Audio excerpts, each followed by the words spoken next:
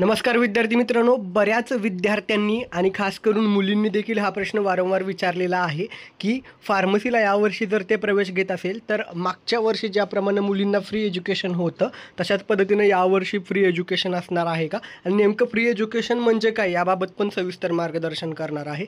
शिवाय दुसरा महत्त्वाचा मुद्दा, मुलींना फ्री एज्युकेशन आहे, मग मुलांना कोणती स्कॉलरशिप मिळणार, मुलांना कुठली शिष्यवृत्ती स्कॉलरशिप आहे का, फीमध्ये काही सवलत मिळेल का, त्याशिवाय तुम्ही कुठल्याही कॅटेगरीचे असाल, ओपन, OBC, SEBC, SBC असेल, SC ST VJNT, तर तुम्हाला कुठली स्कॉलरशिप मिळू शकते, अशा सगळ्या गोष्टींबाबत सविस्तर माहिती बघणार आहोत. शिवाय हा जो स्कॉलरशिपचा फॉर्म भरायचा असतो त्यासाठी तुमच्याकडे आता काही गोष्टी असणं गरजेचं आहे, ते निकष तुम्ही पूर्ण करणं गरजेचं असतं, त्याबाबत सविस्तर बोलणार आहोत. जास्त वेळ न घालवता व्हिडिओला सुरुवात करूया.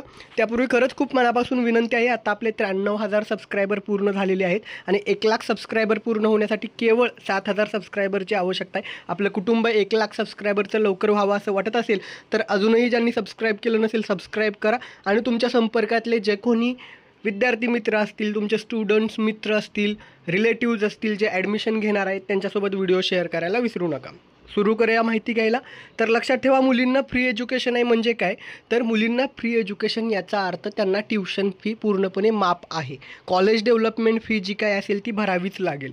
म्हणजे उदाहरणार्थ काय, एखाद्या कॉलेजची फी जर 1,20,000 असेल आणि त्या 1,20,000मध्ये 20,000 ही जर कॉलेज डेव्हलपमेंट फी असेल आणि 1,00,000 ही ट्युशन फी असेल तर ती 1,00,000 ट्युशन फी पूर्णपणे माफ होईल आणि जी काही कॉलेज डेव्हलपमेंट फी आहे ती तुम्हाला भरावी लागेल. ठीक आहे, म्हणजे पूर्ण वरचे 1,00,000 हे माफ होणार. म्हणजे आता डिपेंड आहे ते कॉलेज टू कॉलेज किती ट्युशन फी आहे ती. ठीक आहे. दुसरा महत्त्वाचा मुद्दा, हे जे काही मुलींना फ्री एज्युकेशन आहे ते सध्याच्या गव्हर्नमेंटनं लागू केलेलं आहे. मागच्या वर्षी होतं, यावर्षी देखील ते लागू आहे. गव्हर्नमेंटवरती हे आहे, सध्या देखील हे सेम गव्हर्नमेंट असल्यामुळं ती स्कीम लागू आहे. फक्त काय गरजेचं आहे, तुमचा ऑनलाईन कॅपराऊंड थ्रू नंबर लागणं गरजेचं आहे आणि तुमचं उत्पन्न हे 8,00,000पेक्षा कमी असणं गरजेचं आहे.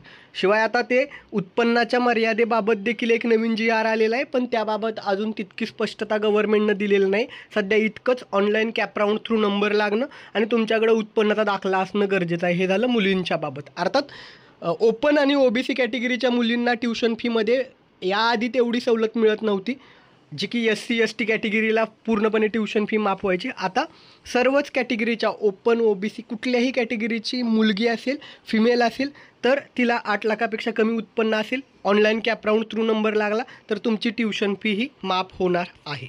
दुसरा महत्त्वाचा मुद्दा, आता मुलांबाबत बोलूया. मुलांना कुठली स्कॉलरशिप स्कीम आहे, तर लक्षात ठेवा, ओपन कॅटेगरीचे विद्यार्थी असतील किंवा EWS कॅटेगरीमधून तुमचा नंबर लागला, किंवा त्या ठिकाणी अजून एक महत्त्वाचा मुद्दा तो म्हणजे तुमचा जर त्या ठिकाणी SEBCमधून नंबर लागला, हे जे 3 कॅटेगरीचे जे मेल कॅन्डिडेट असतील ना तर त्यांना EBC स्कॉलरशिपच मिळत असते. बाकी कॅटेगरीचे विद्यार्थी आहेत जसं की SC ST आहे आणि इतर SBC कॅटेगरी, यांना ऑलरेडी ट्युशन फी ही त्यांच्या कॅटेगरीमधून माफ होत असते. राहिला प्रश्न आता OBCचा, तर OBC कॅटेगरीसाठी देखील त्यांच्या ट्युशन फीच्या 50% फी ही माफ होते. जशा पद्धतीनं EBC येते ना, अगदी सेम त्याच पद्धतीनं OBC कॅटेगरीच्या विद्यार्थ्यांना देखील, मुलांना, मेल कॅन्डिडेटना ट्युशन फीच्या 50% फी ही माफ होत असते.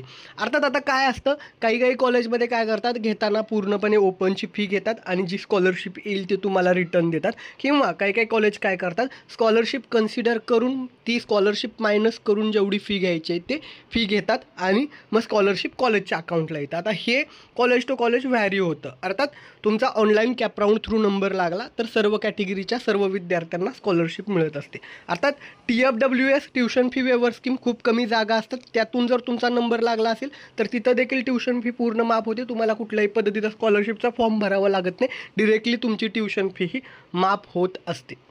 अर्थात तुम्हाला बाकीचे जे कॅटेगरीचे विद्यार्थी किंवा ऑनलाईन कॅपराऊंड थ्रू नंबर लागतो, तुम्हाला स्कॉलरशिपचा फॉर्म हा आपले सरकार MHA-DBT पोर्टलवरती फॉर्म भरायचा असतो.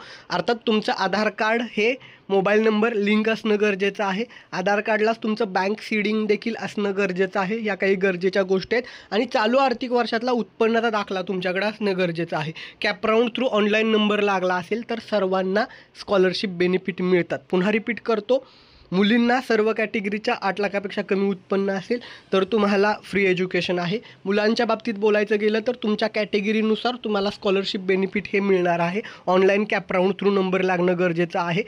मोस्ट ऑफ मुलांना ही EBC मिळेल, EWS असेल, त्याशिवाय त्या ठिकाणी OBC असेल किंवा इतर सर्व विद्यार्थ्यांना ट्युशन फीच्या 50% फी माफ होत असते. अर्थात तुमच्या कॅटेगरीला कुठले बेनिफिट आहेत हे तुम्हाला ज्यावेळेस तुम्ही ऑनलाईन फॉर्म भरता, शिवाय कॉलेजमध्ये देखील त्याबाबतचं नोटीस येत असतं. तुमच्याकडे आत्ता तुमचं जे काही ऑनलाईन कॅपराऊंड थ्रू नंबर लागणार आहे, शिवाय आधार कार्ड हे तुमचं मोबाईल नंबर लिंक आणि बँकेत देखील आधार सीडिंग असणं गरजेचं आहे. शक्य झालं तर तुम्ही या ठिकाणी इंडियन पोस्ट पेमेंट बँक जी आहे तिथं अकाउंट काढलं तर बेटर राहील, ते तिथे आधारला लिंक करून देतात. अदरवाईज तुमची जी कुठली नॅशनलाइज बँक असेल तिला आधार सीडिंग करून घेऊ शकता. ऑनलाईन आधार कार्डच्या वेबसाईटवरती तो स्टेटस चेक करता येतो.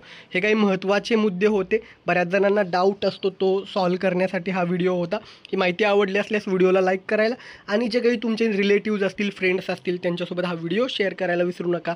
धन्यवाद. थँक्यू.